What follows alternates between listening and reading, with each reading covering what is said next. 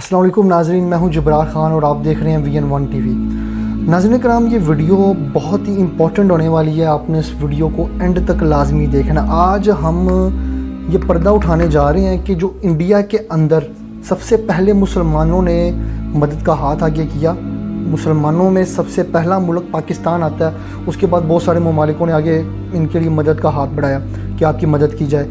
लेकिन इनके कुछ एक्टर्स, कुछ न्यूज़ एंकर्स और कुछ लोग ऐसे हैं जिन्होंने इस चीज़ को इतना वबाल खड़ा किया है कि हम लोग क्या गरीब हैं, हम लोग क्या ये हैं, हम लोगों को कुछ पता नहीं है, हम लोगों को किसी चीज़ की सेंस नहीं है। इन्होंने इस चीज़ का एक वबाल जनरेट करने की कोशिश की है और वो इशारतन बताना चाह रहे हैं पाकिस्तान को। ये जो पाकिस्तान है, ये पहले ख़ुद को तो देखे। ये जो बातें ना जो इशारतन चल रही हैं, अभी हम आपको क्लिप भी सुनवाएंगे उसका। या आज हम राज ज़रा क्लियर कर दें एक बार कि ये जो इंडिया में इस वक्त लोग मर रहे हैं, जैसे साइकिल से गिर के बंदा मर जाता है, इस तरह लोग मर रहे हैं यहाँ पर।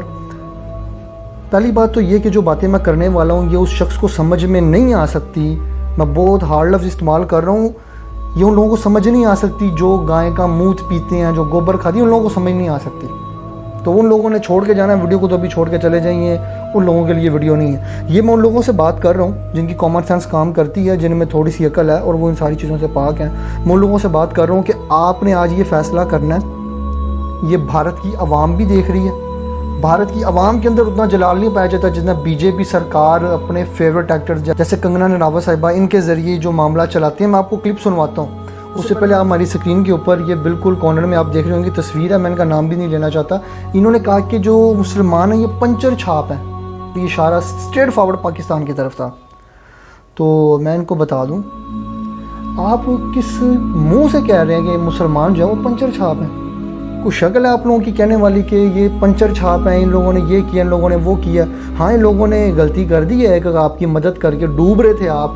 वाजपेयी सरकार जो उस वक्त इंडिया वालों के लिए, सबके लिए ज़ाब बन चुकी, हिंदू मुस्लिम कम्युनिटी। मैं किसी कम्युनिटी को टारगेट नहीं कर रहा। मैं ये नहीं कह रहा कि सारे हिंदू ऐसे हैं, मैं ये नहीं कह रहा कि सारे मुसलमान ही सही हैं, मैं ये नहीं कह रहा कि वहाँ पे रहने वाले क्रिश्चियंस या सिख, मैं उन लोगों की बात नहीं कर रहा। मैं बात कर रहा हूँ उन गंदे अनासिर की जो वहाँ पर रहकर मुसलमानों और हिंदुओं और सिखों और क्रिश्चियन, इन सबको आपस में लड़वाने के लिए और दोबारा सेपरेट एक पॉइंट बनाने के लिए साजिशें की जा रही हैं। अच्छा, अगर इतना ही मुश्क है इन लोगों के नाक में, अगर इतना ही लोगों को ये है कि लो जी हम लोगों को कहा जा रहा है कि आप ऐसे करें, हाँ आप ऐसे करें, आप लोगों को क्यों कहा जा रहा है? क्योंकि आप लोगों ने कुछ किया ही नहीं।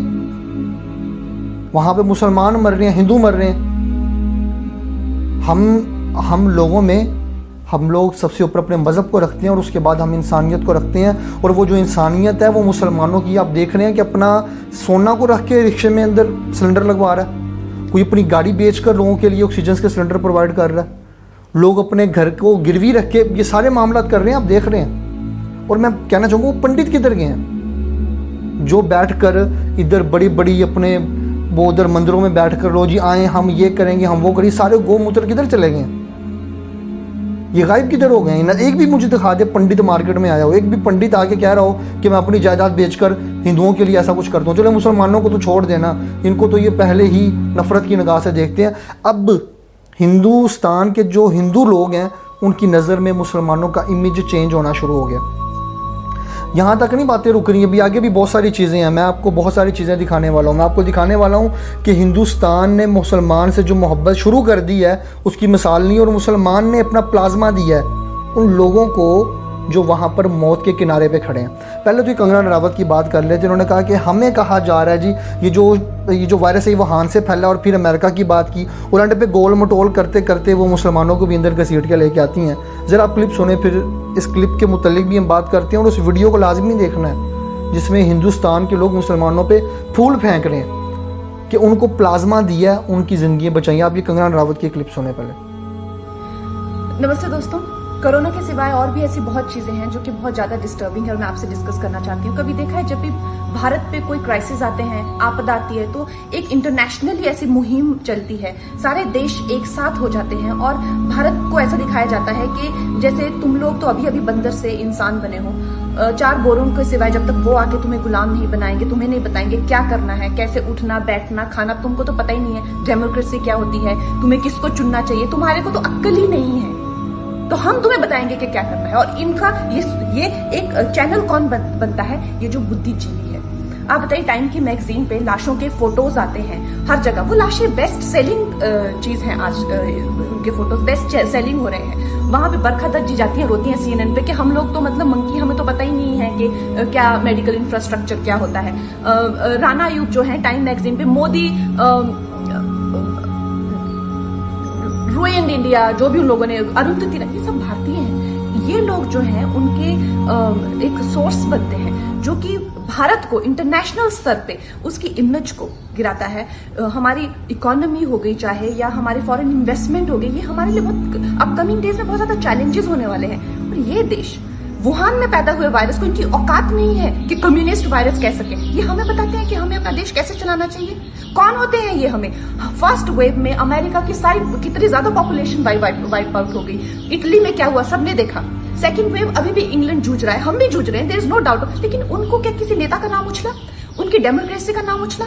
हमें choose education next time, choose this choose, तुम कौन होते हो हमें बताने वाले? हम खुद जूझेंगे और हम जूझ रहे हैं। लेकिन भारत सरकार को इन सब उपद्रवियों का कोई ना कोई तो इलाज ढूंढना चाहिए ताकि ये देश को बदनाम ना करें। जय हिंद। आपने कंगना रनावत का क्लिप सुना जिसके अंदर क्लियरली नजर आ रहा है कि इसमें वाजपेयी सरकार यानी मोदी जिसको इलेक्शन में जूतियां पड़ चुकी हैं, उसके बारे में हम आपको पहले एक व्लॉग में बता चुके हैं।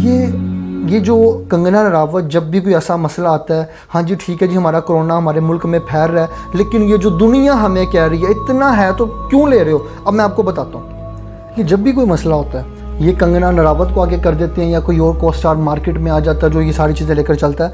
अच्छा मुझे ये बताएं कि अगर इनको इतना ही है कि हमारी मदद की जा रही है तो मुझे बताएं कि फिर जो टॉप के 4 ममालिक हैं, UAE, Bahrain, Kuwait, Saudi Arabia, जिन्होंने इनकी मदद की है, मैं आपको बता दूं कितनी मदद की है। ये जो इतने चौड़े हुए हैं ना, वहाँ से माल आ रहा है और ये ऊपर स्टिकर लगाकर अपना माल बना के बेची जा रहे हैं। ये जो इंडिया का इनका जो घिनौना चेहरा है ना, ये हम क्यों कह रहे हैं कि ये बहरान आर्टिफिशियल है? आपको VN1 TV ने ये चीज़ बताई है कि ये आर्टिफिशियली जनरेट किया जा रहा है। ये किस बिना पर हम कह रहे हैं, हम इस बिना पर कह रहे हैं ये करतूतें अभी हम आपको दिखाते हैं। हमारी स्क्रीन के ऊपर आप एक तस्वीर चलती देख सकते हैं कि ये ऊपर टैग लगा रहे हैं रिलायंस का। UAE ने इनको कितना भेजा? UAE ने इनको जुमेरात वाले दिन 140 मैट्रिक टन ऑक्सीजन और हज़ारों वेंटिलेटर्स और बेशुमार किट्स और बहुत कुछ। बहरीन ने 40 मैट्रिक टन भेजी है भारत को, और भारत की फौज खुद गई है वहाँ पे लेने, भीख मांगने खुद गई है। ये तो कह रहे ना हमें कहा जा रहा है। आप ज़रा चेक कर लें, आप ज़रा अपनी फॉरेन मिनिस्ट्री को चेक करें और आप बहुत सारी चीज़ें चेक करें, आपको पता चले कि आप लोग भीख मांगने अपने जेट्स लेके खुद गए हैं वहाँ पर और खुद मांग कर लेकर आए हैं। यहाँ तक नहीं रुकते। अभी कुवैत का सुने, कुवैत से 185 metric ton oxygen, 100 oxygen, 1000 oxygen cylinder और बेशुमार चीज़ें। इतना नहीं, और जो आप सल्लल्लाहु अलैहि वसल्लम के शहर से जो भर के ऑक्सीजन के कंटेनर्स हैं वो सारी दुनिया ने देखे हैं, अभी भी आप स्क्रीन पर देख सकते हैं। और इतना नहीं, कुवैत ने कहा कि जितना माल हमने आपको 185 मैट्रिक टन जो ऑक्सीजन दी है ना, ये आप हमें 7 बार वापस करके देंगे, हम 7 बार फिल करके आपको देंगे। ये अपनी ज़रा शक्लें ज़रा देखिए आईने में जाकर। और ये जो मैं कह रहा हूँ ना, ये भारत की अवाम ने इस चीज़ को गलत साबित कर दिया। भारत की अवाम को पता चल गया है कि बीजेपी सरकार जो है वो दुश्मन सरकार है, और इसने ही फासले पाकिस्तान और इंडिया के दरमियान, भारत के दरमियान जो फासले हैं उनको ज़्यादा किया है। और ये वो सरकार है जो एक प्रॉपर प्रोपेगेंडा लेकर आती है। अच्छा आप ज़रा देखें, जैसे ही मुसलमानों ने प्लाज्मा डोनेट किया तो लोगों ने उन पर फूल बरसाए, वो भी वीडियो आप क्लिप ज़रा देखें ज़रा।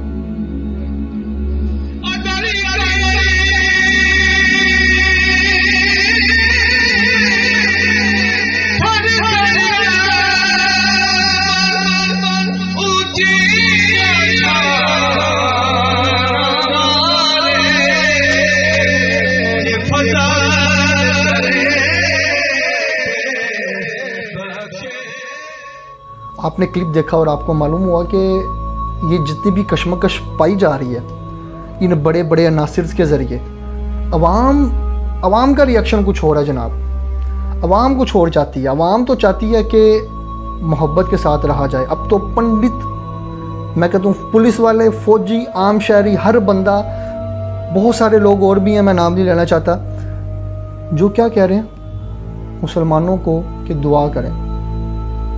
आखिर कुछ तो है हमारी दुआओं में जिसकी वजह से ये लोग सारे के सारे हमें दुआओं का कहना शुरू कर दिया इन लोगों ने। और ये सारे के सारे जितने भी लोग हैं, ये इनका मोहब्बत और भाईचारा बढ़ता चला जा रहा है, और मुसलमानों में और हिंदुओं में जो दरारें थी वो कम होती चली जा रही हैं। अब आपको एक वेंटिलेटर के ऊपर एक मुसलमान नज़र आएगा, साथ हिंदू नज़र आ रहा है। जो देखना नहीं चाहते थे आज साथ बैठे हुए हैं, बल्कि लेटे हुए हैं, क्योंकि दोनों ही मौत के किनारे पर हैं। और पाकिस्तान में मैं आपको आखिर में बताता जाऊं, ये जो पाकिस्तान के ऊपर उन्होंने बात की है ना कि जी हाँ वो हमें बताया जा रहा है, पहले खुद तो देख लें। आपको जो ये इमदाद मिल रही है ना, ये कहाँ से आ रही है? यूरोपियंस ने जो इमदाद भेजी, यूरोप ने पाकिस्तान को मेल की कि हमें आपका एयरबेस यूज़ करना है, हम आपके एयरबेस से होकर जाएंगे, इमदाद जल्दी पहुंच जाएगी, नहीं तो घूम कर आना पड़ेगा। उतने की इमदाद नहीं जितना, मतलब वो चार्जेस इंक्रीज़ हो जाएंगे और बहुत सारे पैसे भी लग जाएंगे। पाकिस्तान ने 4 दिन नहीं लिए, 3 दिन नहीं लिए, 2 दिन नहीं लिए, 1 दिन भी नहीं लिया, सेकंड्स। पाकिस्तान ने कहा आप इमदाद भेजें, हम ओपन करते हैं। ये सान फरामोश लोग हैं। मैं ये अवाम को नहीं कह रहा, ये मैं बहुत से लोग मेरी बात से इत्तफाक भी करेंगे, मैं ये हिंदुस्तानी अवाम को नहीं कह रहा, ये मैं कह रहा हूँ इनके लीडर्स को, ये बीजेपी सरकार को, इनके जो टट्टू हैं उनको मैं कह रहा हूँ। इन टट्टुओं ने ना तो खुद कुछ करना है ना किसी को कुछ करने देना। पाकिस्तान एयरबेस ने विद इन सेकेंड्स कहा कि आप इमदाद भेजें, हम एयरबेस खोलते हैं। और ये जो सारा कुछ आ रहा है ना, ये एयरबेस से होकर ही आ रहा है, ये कोई छोटी चीज़ नहीं है। हम कहते हैं नहीं खोलनी, फिर सारा चक्कर घूम के आता है। 1 दिन में पहुंचने, सेकंड्स में पहुंचने वाली चीज़ मिनटों में, घंटों में, दिनों में पहुंचती, और लाशें और फिर बिखरती चली जाती। लेकिन हम लोगों ने तो ऐसा नहीं किया।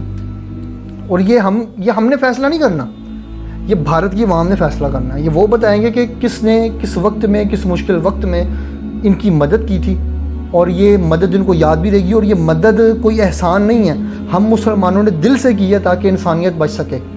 लेकिन भारत अभी भी इंसानियत नहीं दिखा रहा। और ये भारत के जो लीडर्स हैं ना, उनकी बात हो रही है। मैं बात बात इस चीज़ को पॉइंट आउट कर रहा हूँ, ये मैं आवाम की बात नहीं कर रहा। ये जो बीजेपी सरकार और ये जितने भी इनके किराए के टट्टू हैं ना, ये मैं उनकी बातें कर रहा हूँ। इनको दर्दें उठती रहेंगी क्योंकि ताल्लुकात बेहतर हो रहे हैं। जैसे जैसे इमदाद में इजाफा होता चला जा रहा है, आप देखेंगे इनके रंग बदलते चले जा रहे हैं। इसको पैसा तो लगाने की ज़रूरत ही नहीं है। आप देखें जो सऊदी अरेबिया से कंटेनर आए हैं उसके ऊपर रिलायंस के स्टिकर लगा दिए हैं। इसका मतलब क्या है? इसका मतलब कुछ तो गड़बड़ है, ये तो माल बेचना चाह रहे हैं। ये फैसला मैंने नहीं करना, ये आवाम करेगी। और आवाम मुझे कमेंट में बताए कि इन लोगों के साथ क्या किया जाए जो ये सारे मामलात कर रहे हैं। और इन लोगों को, आप लोगों को फॉलो भी नहीं करना चाहिए जो लोग इस तरह की बातें फैला रहे होते हैं। अच्छा, इसी के साथ अपने मेज़बान जब्बार खान को इजाज़त दें। मिलते हैं नए प्रोग्राम में, अपना ख्याल रखिएगा। अल्लाह हाफिज़। पाकिस्तान जिंदाबाद।